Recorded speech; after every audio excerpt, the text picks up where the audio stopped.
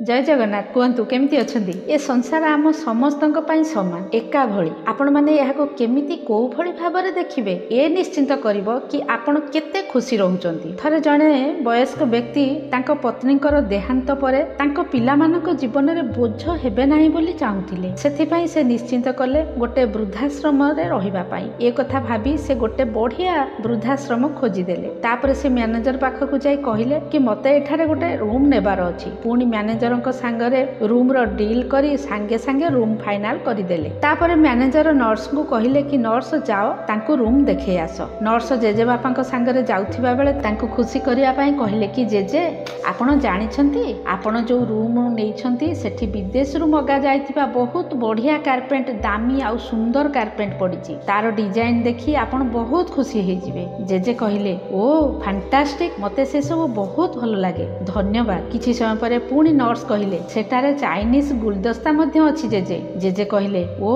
I just love that, thank you. पुणी nurse कहिले सेठी पाखरे बहुत बड़ सुंदर बगीचा अछि जोठी कि सुंदर सुंदर पवन बहिबो, आपन को बहुत भलो लागिबो। जेजे कहिले रियली इते बहुत बढ़िया हैला। ए कथा सुनी एबे नर्स कहिला जेजे आपण तो एते बेलो जाय देखि मध्य नाहंती कि ए सब जिनिस केमितिया, आ आपण बिना देखि कहउछंती कि आई लव दैट, मते ए सब बहुत पसंद। सेतिकी बेले जेजे कहिले मु ताको भल पाए, पसंद करू कि न करू ए कथा से रूम ऊपर निर्भर करे ना, एहा मो ऊपर निर्भर करे। आपण माने थरे ध्यान दे सुनंतु तो। जेजे कहिले मु ताको पसंद करे कि न करे एहा से रूम रे नुहे मो ऊपर निर्भर करे। जेमति सबु मांकर पिला तांकु प्यारा होई थाए किंतु अन्यर पिला तांकु सेते भलो लागे नाही, तो आमे एठारे काहेकि रे जीवानी किंतु एतिकी जानिछे सबु पिला प्यारा होई थांती। को पिला मध्य कला होई थांती, किए एकदम पूरा पतला होई थाए तो किए एकदम पूरा मोटा होई थाए, किंतु प्रत्येक माँ को केवल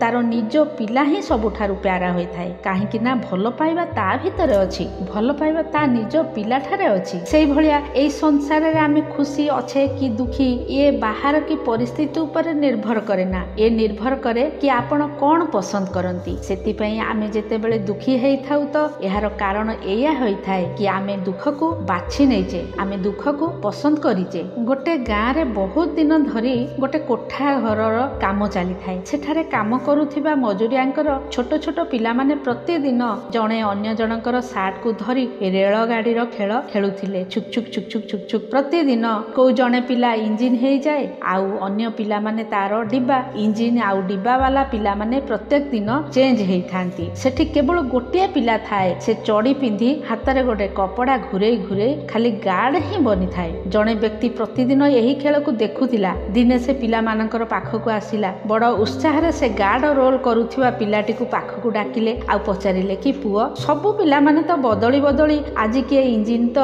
पुणी काली किए डिब्बा हे खेल खेलुचंती, आ मु देखुची तू ही जड़े पिला जे कि खाली गार्ड हे कपड़ा घुराउचु, काहे तोर कोन केबे इच्छा होनी कि गार्ड न हे केबे डिब्बा किबा इंजिन हबा पई। यह शुणी से पिलाटी कहिला बाबू मो पाखरे पिंधिबा पई किछि सार्ट नाही, तो मो पछरे थिबा पिला माने मते किपरि धरिबे, आउ इंजिन पछरे डिब्बा किपरि हेई परिबो, आ मो पछरे बा ठिया हबो किए। सेथि पई मु प्रतिदिन एही खेल रे खाली गार्ड हिसाब रे भाग ही नउची। तो सांग माने एई भली केवल खेल खेल रे से पिलाटी जीवन रो एते बड़ पाठ पढ़ेई देला कि आमर जीवन केबे मध्य परिपूर्ण हेई न थाए, सेथिरे किछि ना किछि कमी तो निश्चय रही थाए। से पिलाटी तो ता माँ बापांको पाखरे रागी कांदी करी रुसी पारि थांता, किंतु एपरि न करी से परिस्थितिर समाधान खोजिला आ खुशी रहिबाकू पसंद कला बा चेष्टा कला। आमे माने केते कांदी थाउ, केबे आमर कला रंग पई तो केतेबेले आमर हाइट कम पई, पुणी केतेबेले पड़ोसीर कार पई, तो पुणी केतेबेले पड़ोसीर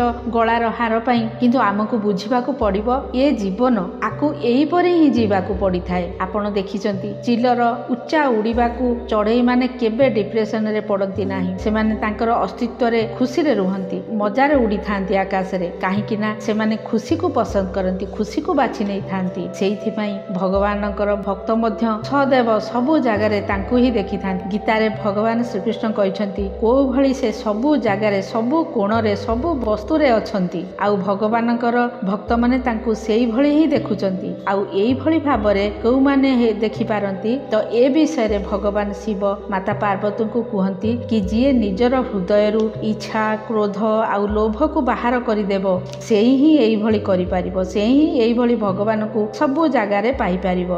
तो आम मानक पई यार माने कोन आम मानक पई यार अर्थ हैला कि ए संसार दुई प्रकार गोटिए हैला ऑब्जेक्टिव अन्यटे हैला सब्जेक्टिव। ऑब्जेक्टिव माने ए संसार पंचतत्व रे मिसी बना हैछि भूमि अग्नि जल वायु आकाश आउ ए समस्तक पई एका भଳି समस्तंकु समान देखा जाए जेमिति कि पहाड़ गछ नदी आकाश लोक समस्ते एहाकु समान भावरे देखि पारंती। किंतु द्वितीय सत्य हैला सब्जेक्टिव माने आमे सबु जिनिस को लोकंकु दुनिया को किपरि देखुचे आउ किपरि भावरे बुझी पारुछे आउ किपरि भावरे निजर करि पारुछे आउ एही सबु व्यक्ति अलगा अलगा निज निजर पसंद रे ही करिथाए। सेथि पई जदि आमे दुखी तेबे काहे ना काहे आम नजर रे दोष अछि आउ जदि आमे एहाकु बदलैबा को चाहुचे तो प्रथमे आमे हमर विचार को बदलैबा को पड़िबो। काहे कि ना आमे सबु बेले संघर्ष करिथाउ कि जेते बेल जाए अमुक व्यक्ति न बदलछि मु खुशी केबे भी रहि परिबिनी जे पर्यंत मो बॉसंकर व्यवहार मो पई भल न हेबो मु केबे हेले भी खुशी रहि परिबिनी। आमे मानि जाउथाउ कि